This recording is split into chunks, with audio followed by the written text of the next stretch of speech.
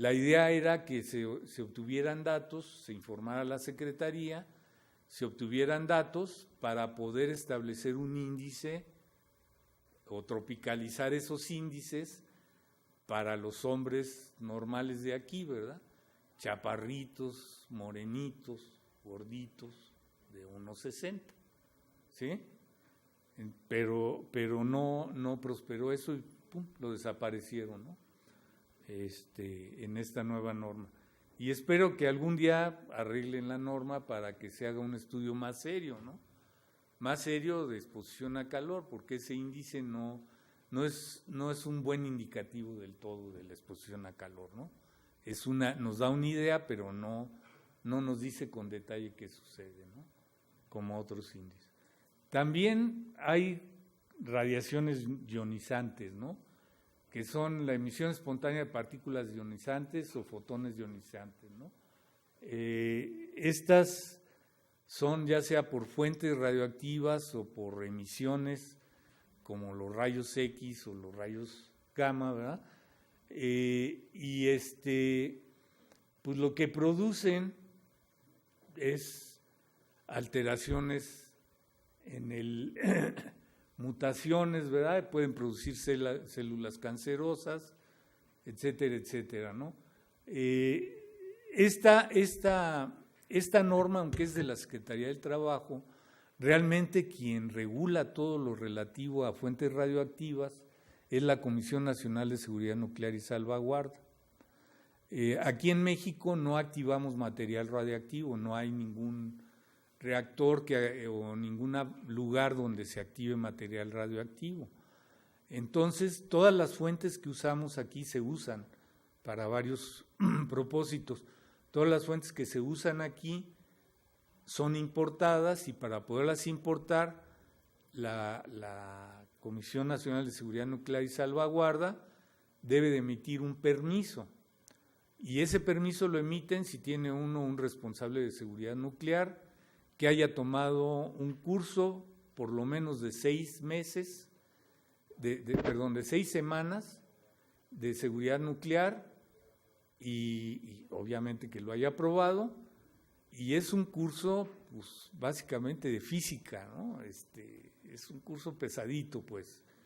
Y después tiene que tener procedimientos para manejar las fuentes, etcétera, etcétera, ¿no? De cómo moverlas, monitorear la exposición cuando hay, etcétera, etcétera.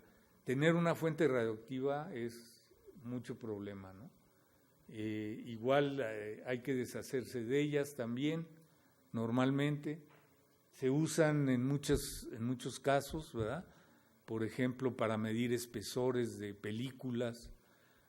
Por ejemplo, la película con la que hacen o con la que empacan las papitas fritas, que es polipropileno, cuando le extruyen hay una fuente radioactiva que recorre toda la longitud de la película para definir el espesor, y si hay alguna desviación en el espesor, automáticamente hace un ajuste en la máquina para que salga todo parejito, ¿ah?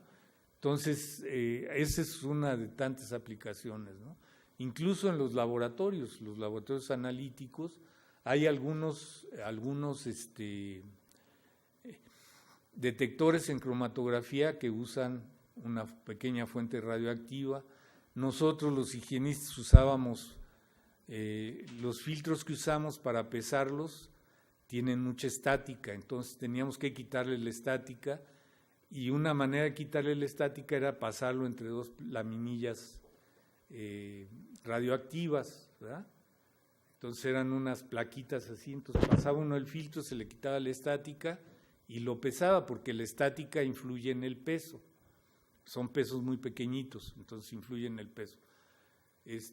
La última que yo tuve me la trajo un amigo aquí en la bolsa, ¿no? Se la pasó de contrabando allá de Estados Unidos y se la pasó en la bolsa. No se preocupen, tuvo 2 parejas de cuates. Así es que pero fue la última, porque es muy difícil ya conseguirlas, ¿no? Entonces hay que cambiar de métodos, de quitarle la de esa, ¿no? Ahora compré una balanza que tiene integrado un eliminador de estática, ya con eso la hicimos, ¿no?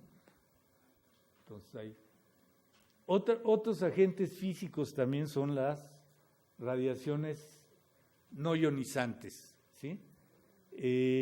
Aquí este es un espectro electromagnético. En realidad son radiaciones electromagnéticas, ¿no? Pero se les llama no ionizantes. Y aquí están incluidos los rayos X y los rayos gamma, pero estos los manejamos como radiaciones ionizantes por el efecto que producen, ¿sí? Aunque son en realidad radiaciones electromagnéticas. El espectro electromagnético es un continuo de ondas de diferentes longitudes de onda, ¿verdad? Que van, aquí esta gráfica está al revés, va desde la más pequeña hasta la más grande, ¿verdad? Y están entonces rayos gamma, rayos X, están las radiaciones ultravioleta que producen cáncer en piel, ¿verdad? Y que se generan ¿en dónde? ¿En el sol? ¿En las empresas? ¿En dónde?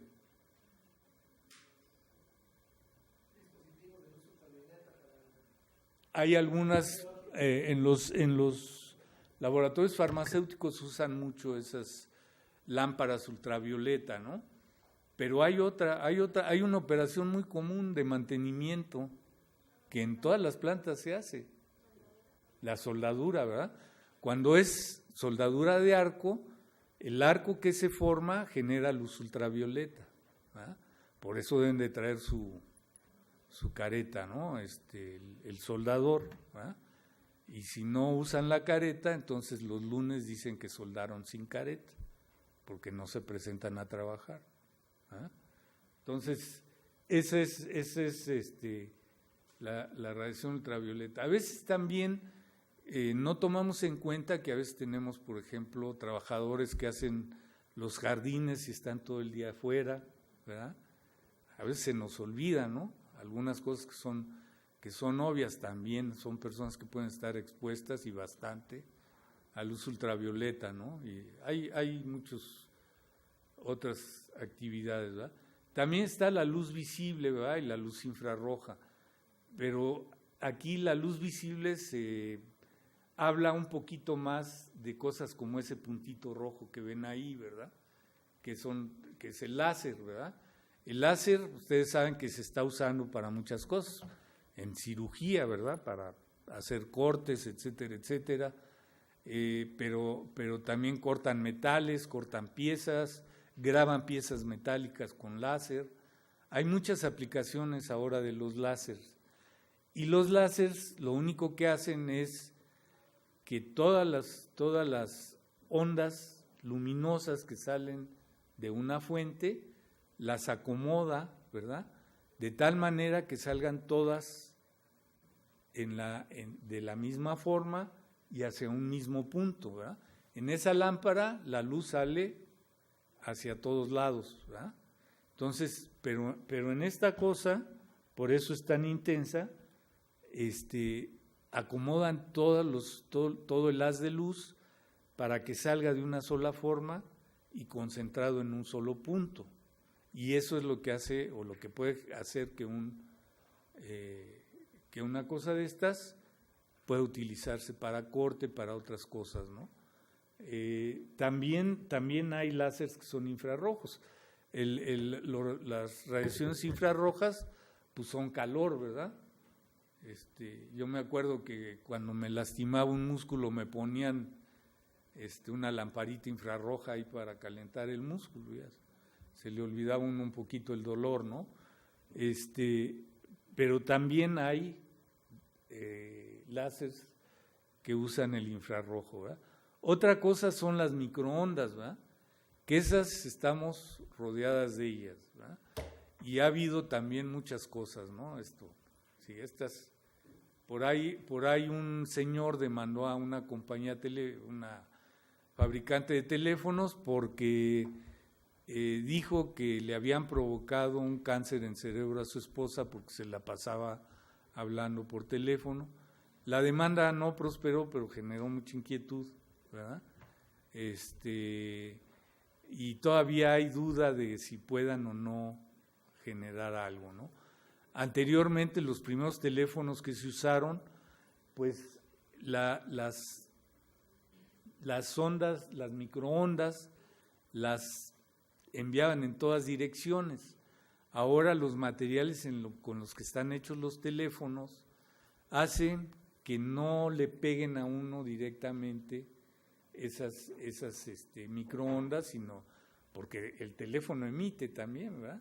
Entonces, sino que salgan hacia otro lado, ¿verdad? No hacia el cuerpo. Pero hay que hablar así mejor, por el altavoz, ¿no? Todavía no se sabe mucho. También están aquí las radiofrecuencias, ¿verdad? Los campos electromagnéticos, igual también, por ahí había un estudio que decía que las personas que vivían cerca de las torres de transmisión eléctricas de alto voltaje presentaban mayor incidencia de cáncer que las que vivían alejadas de eso, ¿no?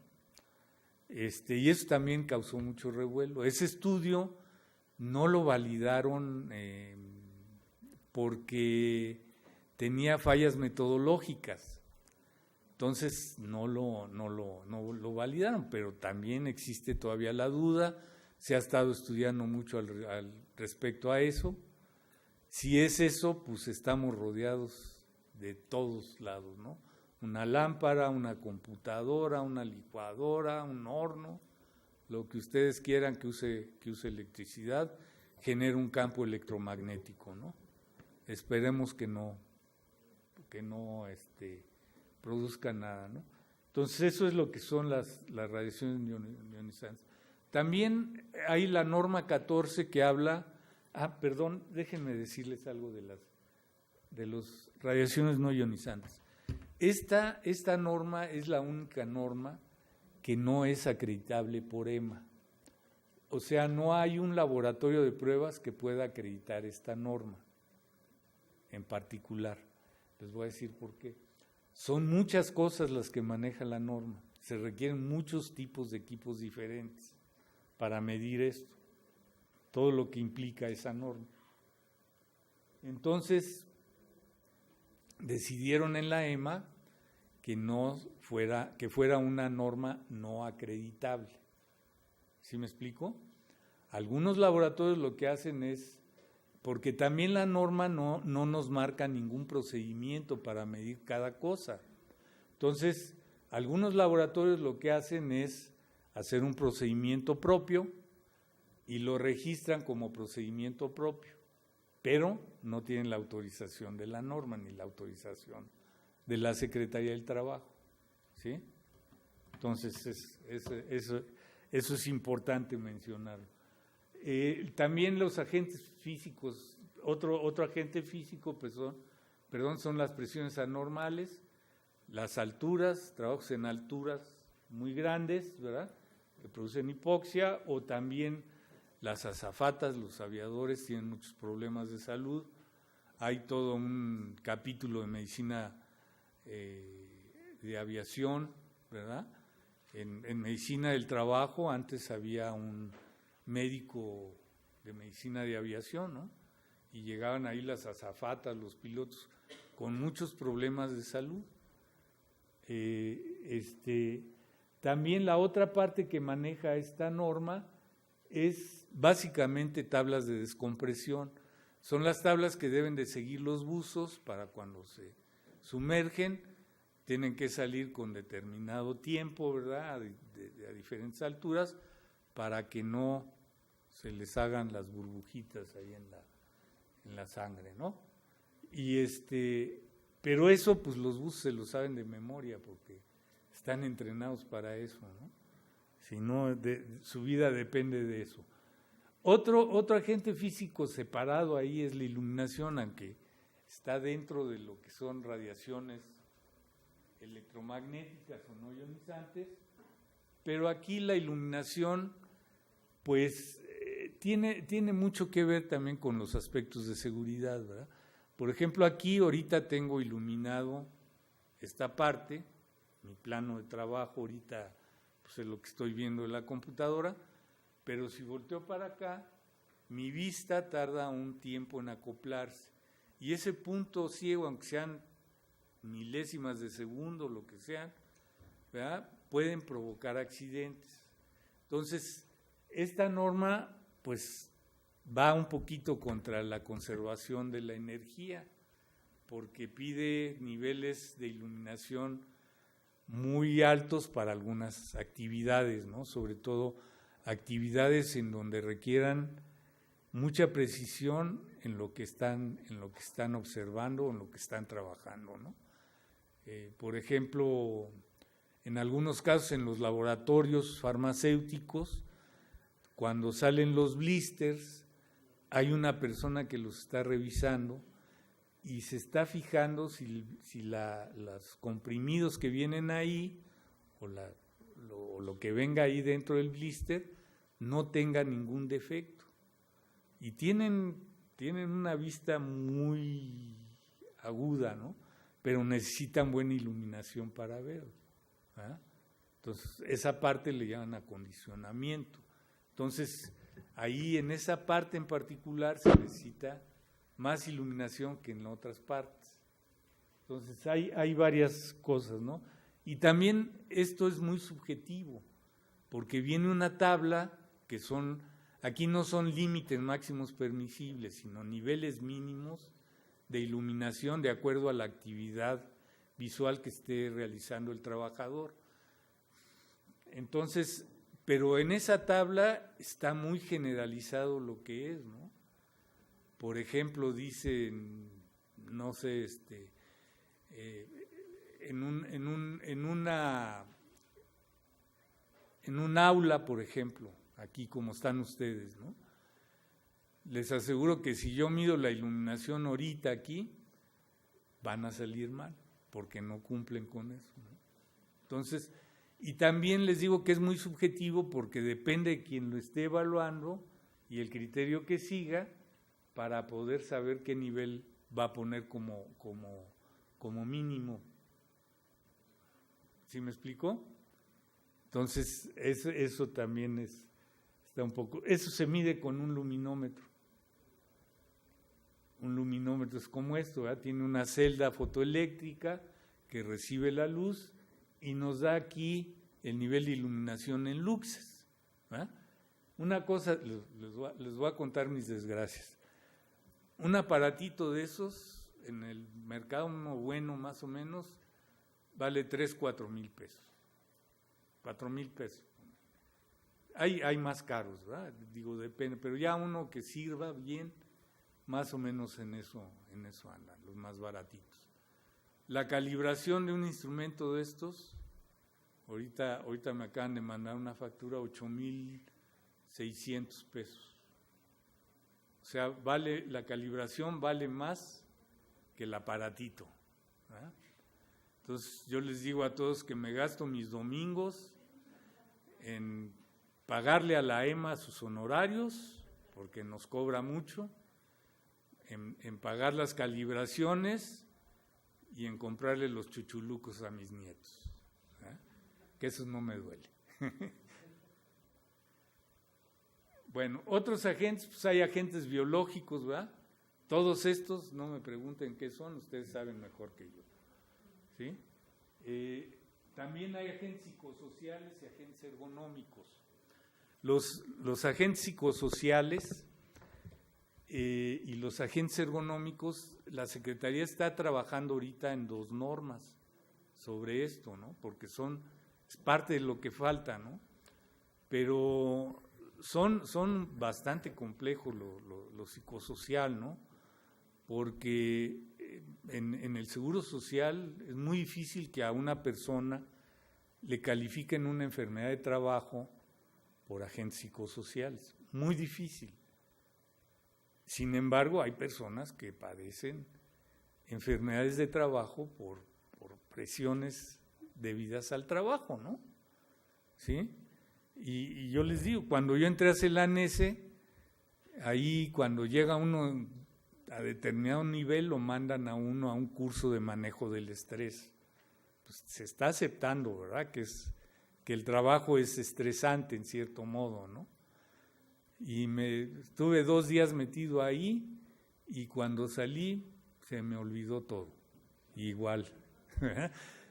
Cada vez que se ponía mi jefe atrás de mí, ya me ponía yo así, ¿no?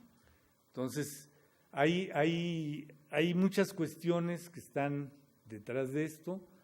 Quien está manejando todo eso pues son los psicólogos, la mayor parte de los psicólogos están trabajando en esto, que pues ojalá saquen algo bueno, ¿no? Porque lo que hacen es a base de cuestionarios, encuestas, sacan algunas cosas, ¿no? Yo por aquí traigo alguna gráfica, ¿no? Esto tiene que ver con lo que somos, ¿verdad?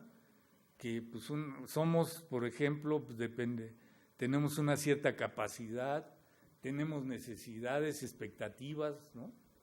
Todos nosotros tenemos expectativas, ¿no? Tenemos ciertas costumbres y cultura, que también todo esto pues es del medio ambiente donde nos desarrollemos. Tenemos condiciones personales fuera del trabajo, ¿no? Hace unos días estuve con un sobrino que se estuvo quejando de la esposa, ¿no? Pues eso es parte de lo que es, ¿no? El que es el estrés, ¿no? Nada más que no es debido al trabajo ese, ¿va? Aquí la bronca es tratar de discernir qué parte corresponde al trabajo, y por eso no lo califican en el IMSS, y qué parte corresponde a la actividad diaria que nosotros tenemos personal, ¿no?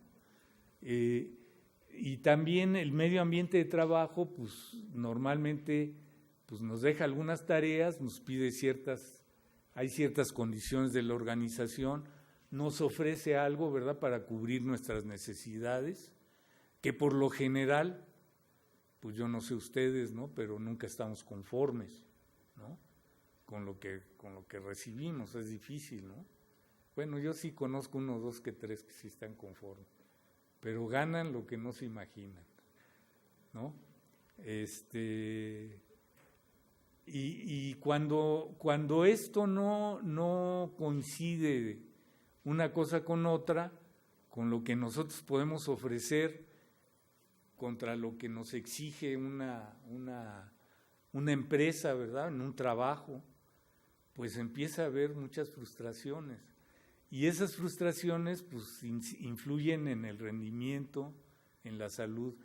Tengo otras más, pero no me da tiempo, no las traje porque no las iba a cubrir todo. Y genera muchas cosas, ¿no? Frustración, inseguridad, ansiedad. Les voy a decir, cuando yo salí de Celanese, yo me salí para poner este negocio, ¿verdad? Y mi jefe ese que tenía era terrible, ¿no? No terrible, era buena gente, digo, socialmente era buena gente, pero como jefe era especial, ¿no? Entonces iba uno y le decía algo y no, ¿ah? Yo ya agarré la misma línea con mis gentes.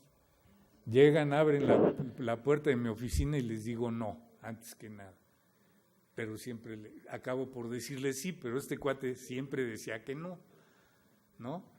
Y créanme que cuando salí me di cuenta que era yo muy inseguro por eso, ¿no? Entonces todo este tipo de cosas afectan, ¿no? Y parece que no, pero son difíciles de cuantificar, ¿no? Son muy difíciles de cuantificar. A veces un cuestionario no refleja lo que es una persona, ¿no? Es muy difícil, ¿no? Bueno, eso es lo que puede producir. Y la ergonomía, pues es una ciencia multidisciplinaria que es la que se dedica a diseñar la silla donde ustedes están sentados, la altura de la mesa donde ustedes están, ¿verdad? Incluso la iluminación que tienen, etcétera, etcétera, tiene mucho que ver con eso, ¿no? Con la ergonomía. pero también tienen que ver con aquellas lesiones musculoesqueléticas, que ya vimos en la estadística del Seguro Social, cómo han ido creciendo tremendamente, ¿no?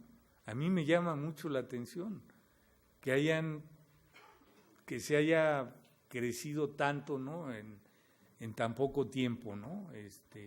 El número de casos, ¿no? Entonces, pues la ergonomía también en muchos casos está de moda. Hay algunas gentes que conozco que son expertos en ergonomía. Nosotros no nos dedicamos a ergonomía, pero en muchos lugares se está aplicando, ¿no? Afortunadamente. Con mi esposa la tuve que aplicar, ¿verdad? Porque les voy a decir que yo ando con mi secre, que es mi esposa. Entonces, ella maneja mucho la computadora, pues está en la computadora todo el santo día, ¿no? Y el mouse, pues le provocó un problema del túnel, ¿no? Hasta que le puse un colchoncito para que apoyara la muñeca ahí y ya pasó, le cambié el teclado, me pidió que le cambiara el teclado y ya, se le quitó, pero sí le dolía bastante. No fui a consultar a un médico, me confieso. ¿Sí? Bueno. Bueno, esto ya está repetido, ahí me estoy yendo para atrás. Órale. Esas son las normas que hay que tienen que ver con higiene industrial, ¿verdad? Como ven, algunas normas son muy antiguas, no se han modificado. Está a punto de modificarse ya está a punto de salir. Con el sistema globalmente armonizado, ya va a manejar eso. Esta norma, pues nos cambiaron muchas cosas, ¿no? En la forma en que hacíamos, principalmente el reconocimiento. Los reconocimientos ahora nos toman mucho tiempo, porque hay que analizar sustancia por sustancia y después desechar las que no podemos hacer, las que no tienen riesgo, etcétera, etcétera, y tomar las que tienen una prioridad e incluirlas en el muestreo, ¿no? Eso nos ha tomado. Ese cliente de 3,000 y tantas sustancias, pues nos tardamos mucho, ¿no? Pero tuvimos que sacar, muchas de sus hojas no estaban actualizadas, o también nos sucede que hay hojas de seguridad de un producto que es una mezcla de sustancias.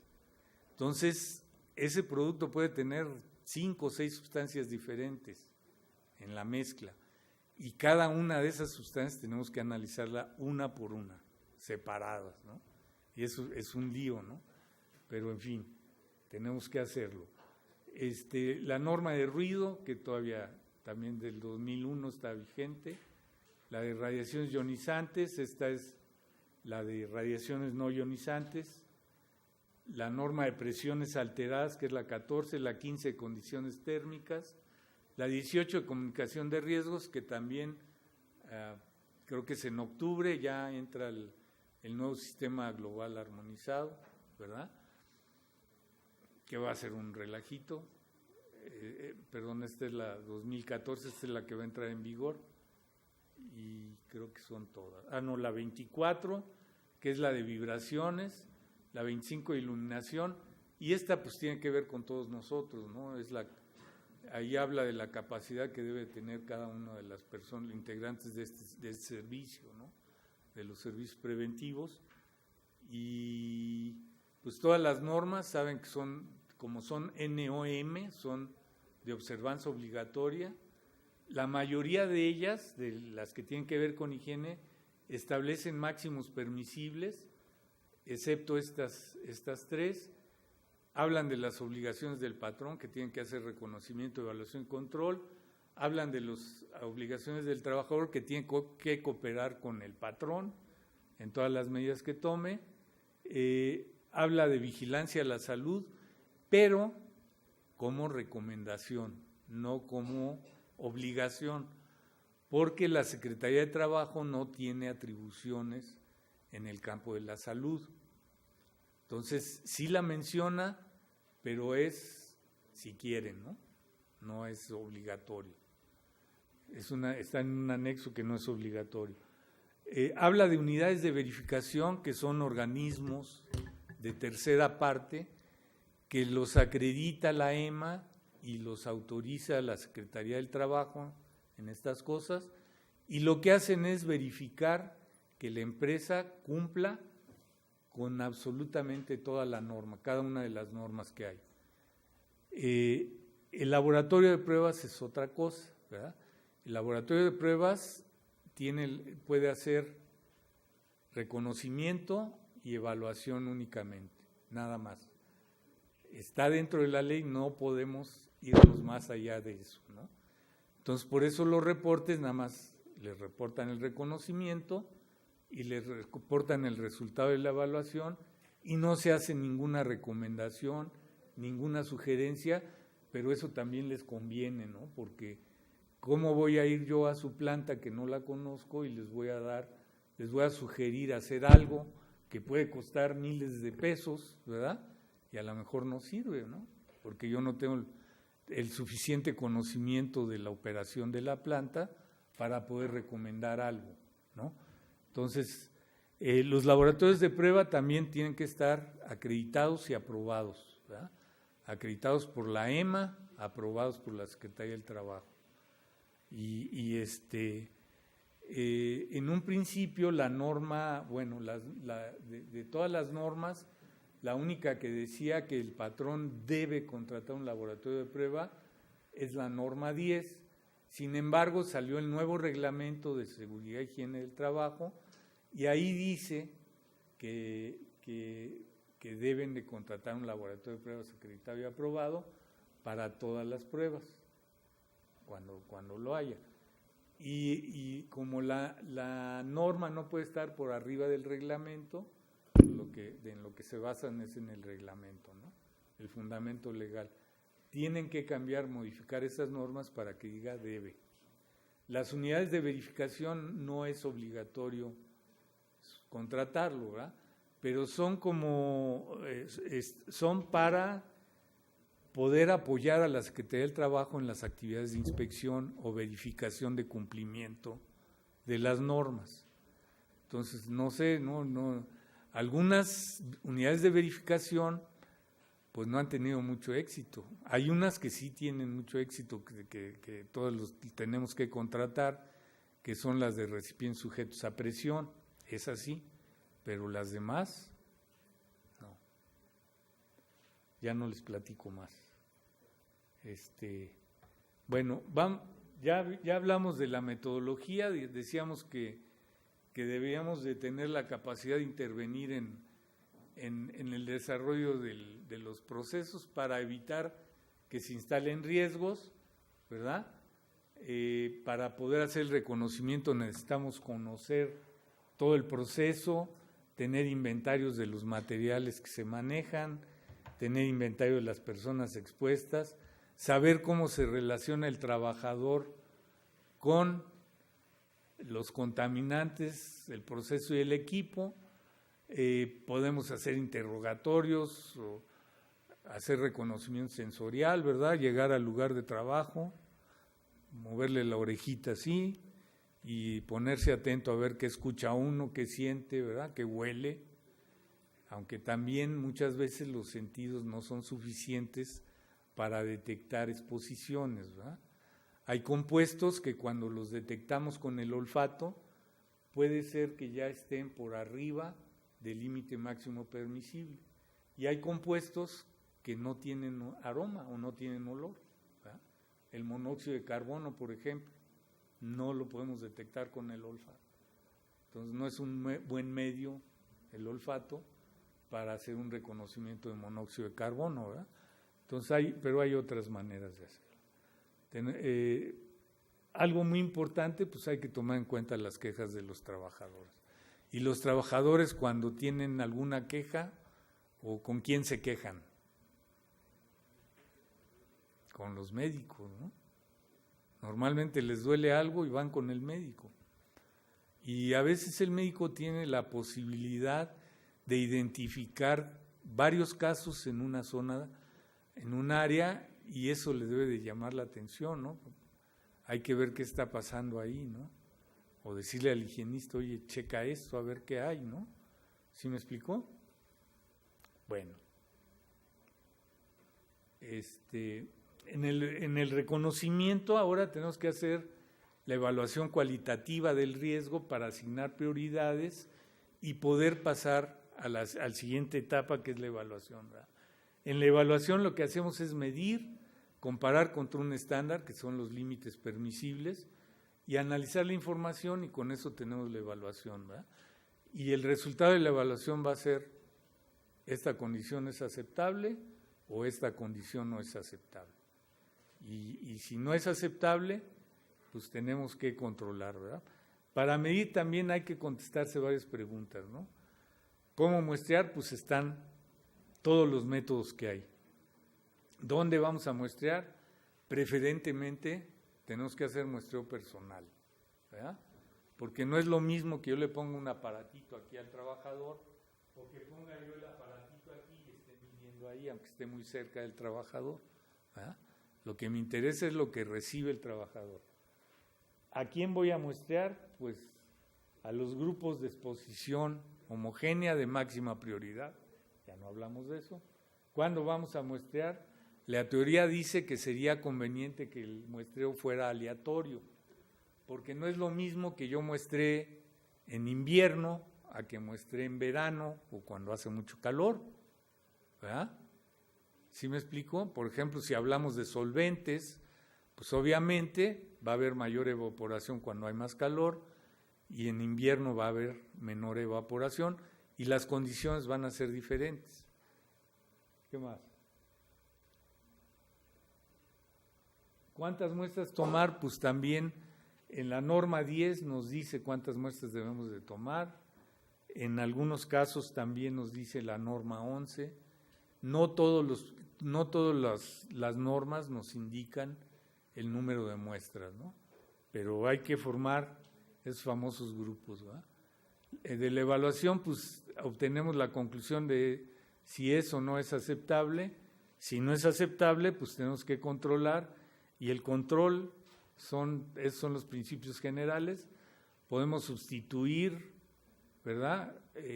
Procesos, equipos, materiales u operaciones que sean capaces de generar exposiciones a niveles inaceptables, ¿verdad? O podemos aislar equipos, materiales o trabajadores para evitar o minimizar la exposición. Por ejemplo, cuando tenemos ruido, lo primero que se nos ocurre es encerrarlo, ¿verdad?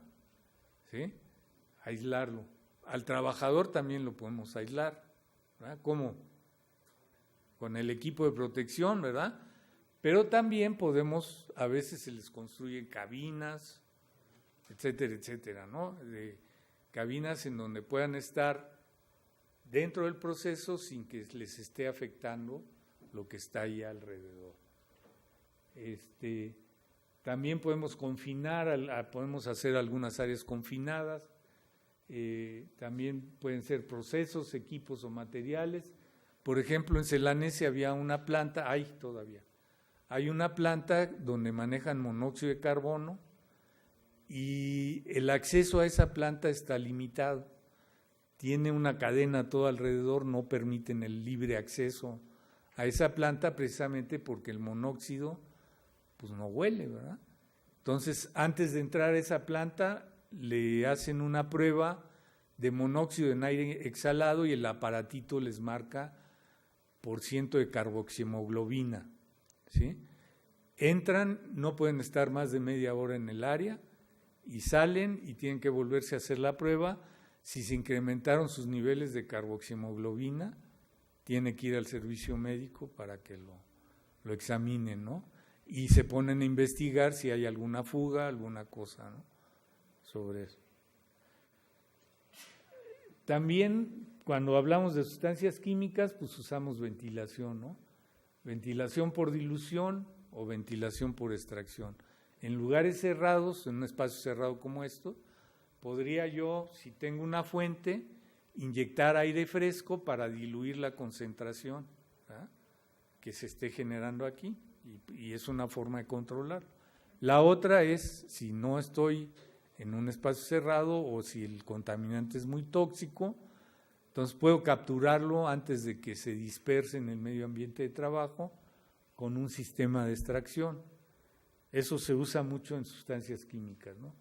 Otro medio de control, pues, aunque parezca tonto, es el orden y la limpieza. En muchos casos o en muchas plantas esto es una cuestión de cultura, ¿sí? Los trabajadores a veces no tienen mucha idea de lo que debe ser el orden y la limpieza. No siempre, ¿verdad?, pero en algunos casos hay. Entonces debe ser algo que la planta forme como cultura, ¿no? Y una planta que tiene programas de orden y limpieza, que esté todo ordenado, limpio, va a tener menos problemas de exposición, se los aseguro, ¿no? Y otro es la capacitación, ¿verdad? No para asustarlos a los trabajadores, sino para crear conciencia, ¿verdad? Si están manejando un cancerígeno, pues no les vamos a decir te vas a morir, ¿verdad?, sino le vamos a decir hay la posibilidad de que pase esto, ¿verdad? Nada más hacer conciencia de eso, y eso es muy valioso, ¿no? Otro método de control es el control médico de la exposición, ¿verdad? Muy importante, y aquí es donde coincidimos mucho, ¿verdad? Entonces, se tienen que hacer exámenes médicos de ingreso, exámenes médicos periódicos. En algunos casos se hacen monitoreos biológicos, entendiendo aquellos monitoreos que se hacen para medir la exposición del trabajador a algún contaminante, ¿no? Para eso son los monitoreos biológicos. También algo muy importante que deberían de hacer son exámenes médicos de salida. Se están poniendo de moda las demandas laborales, ¿sí? Hay un grupo de abogados en las juntas de conciliación y arbitraje que se dedican a eso, ¿verdad? Y es un buen negocio, ¿no? Entonces, una forma que tiene la empresa de protegerse es haciendo un examen médico de salida para tener evidencia de cuál fue el estado de salud con que salió de la planta esa persona, ¿verdad? Por eso es importante. Y ya, creo que tengo todo. Pues, en conclusión, la salud del trabajo es multidisciplinaria, requiere los conocimientos de muchas ramas de la ciencia, y la higiene industrial pues contribuye con identificar los trabajadores expuestos para que ustedes puedan hacer sus exámenes médicos periódicos, ¿verdad?, y no tengan que hacerle a todo mundo, sino a los que realmente es necesario hacer. Hacemos la evaluación de la exposición, tratamos de hacer el control para prevenir las enfermedades de trabajo, y nuestro ámbito de trabajo es el medio ambiente de trabajo, así es que no interferimos con nada con los médicos, ¿no? Y hasta aquí se acabó mi presentación. Tenemos, 10 minutos para preguntas, si tienen alguna pregunta. Sí.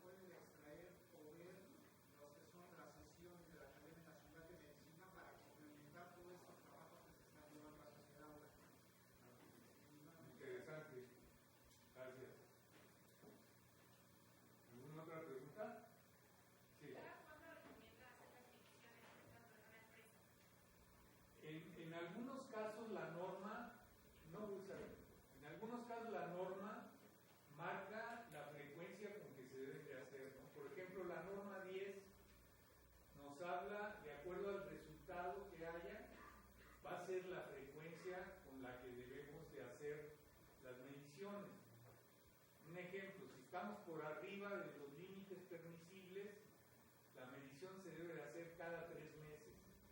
¿Sí? Si estamos, lo mínimo es cada 2 años. ¿Verdad? Entonces, a ver, en la norma de ruido nos dice que hay que hacer el estudio cada 2 años, pero no en todas las normas marcan la frecuencia. En muchos corporativos de empresas que son de Estados Unidos o que tienen su corporativo, nos marcan directamente, normalmente lo que piden es hacerlo cada año, y eso depende de cada empresa. Pero legalmente no hay